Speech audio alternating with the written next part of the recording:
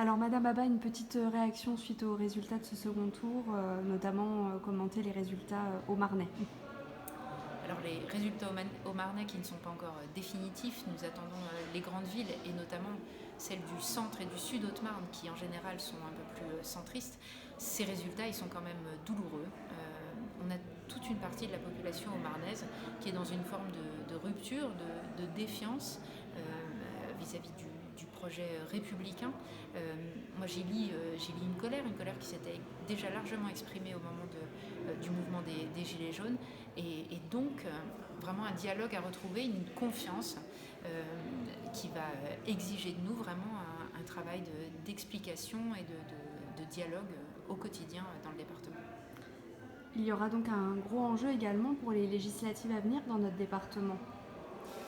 Alors c'est évidemment un enjeu puisque les députés vont devoir mettre en œuvre ce projet politique au niveau national en étant au plus près des attentes et des besoins de nos territoires. C'est donc vraiment un exercice à la fois de confiance à nouveau pour que les représentants de la Haute-Marne au Parlement soient au plus près des réalités d'un monde rural qui, on l'a vu ce soir, se sent pour beaucoup parfois loin du projet national. Donc il va falloir absolument être en phase avec ces attentes et puis aussi savoir se dire que non, la Haute-Marne, même si certains ont des vies plus difficiles ou ont l'impression de souffrir, de ne pas trouver leur place, la Haute-Marne a de grands atouts, des atouts au niveau économique, au niveau industriel, au niveau agricole. On a vraiment de quoi assurer une qualité de vie et un mode de vie même au niveau économique que certains nous envient.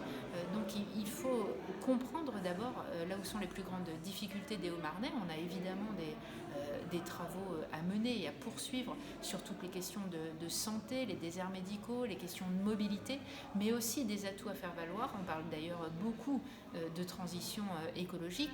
En Haute-Marne, on en parle peut-être moins, mais simplement on l'a fait au quotidien avec une agriculture qui est très résiliente, avec nos atouts qu'on trouve dans la forêt.